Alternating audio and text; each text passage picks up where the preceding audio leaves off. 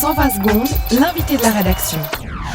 Après la France, l'Allemagne et la République tchèque, c'est au tour des Pays-Bas de recommander aux femmes qui se sont fait poser des implants de la marque PIP de les retirer avant que ceux-ci ne se rompent. En Suisse, Swissmedic n'a toujours donné aucune directive alors que plusieurs centaines de femmes sont pourtant porteuses de ces prothèses et vous en faites partie. Shirley Bochu, bonjour. Bonjour.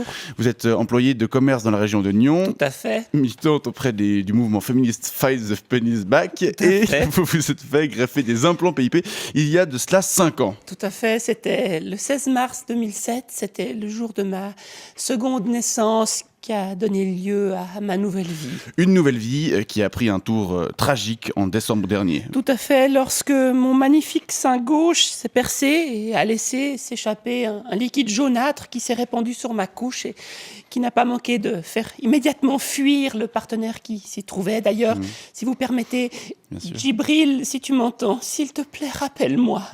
Si vous permettez, Oui. j'aimerais vous poser une question un peu naïve. Vous êtes une belle femme. Tout à fait. Pourquoi avoir choisi de vous faire poser des implants ? Eh bien, imaginez-vous qu'à l'époque, je ne faisais qu'un misérable 75B. Oui.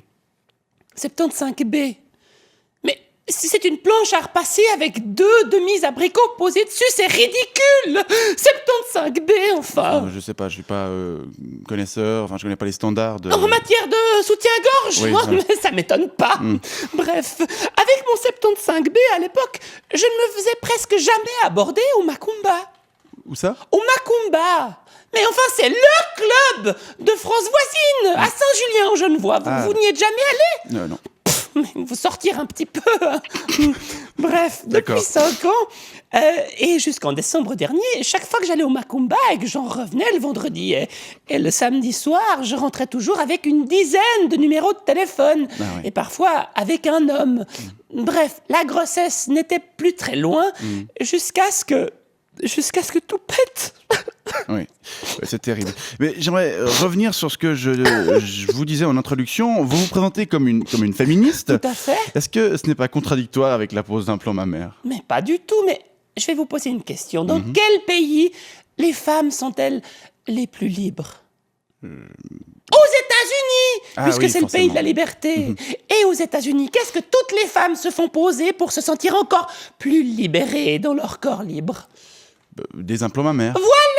Ah, il comprend vite quand on lui explique longtemps, machin. Mais Hein. alors, qu'est-ce que vous allez faire maintenant ? Enfin, Swissmedic ne donne toujours aucune recommandation de retrait de ces implants, ce qui pose la question de qui va devoir assumer les coûts.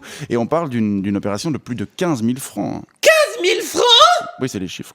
Mais c'est encore plus cher que la pose, que je paye encore en leasing. Mais j'ai pas les moyens. Oui, et j'imagine que vous n'êtes pas la seule dans ce cas. 15 000 francs, mais c'est scandaleux. C'est encore un mouvement du lobby masculin qui veut empêcher les femmes de se libérer totalement. Mais ça ne va pas se passer comme ça. D'accord. C'est nous qui avons payé pour vous faire bander. Maintenant que ça part en couille, c'est vous qui allez casquer pour qu'on retrouve nos abricots. Salaud Salaud Salaud Ménichon.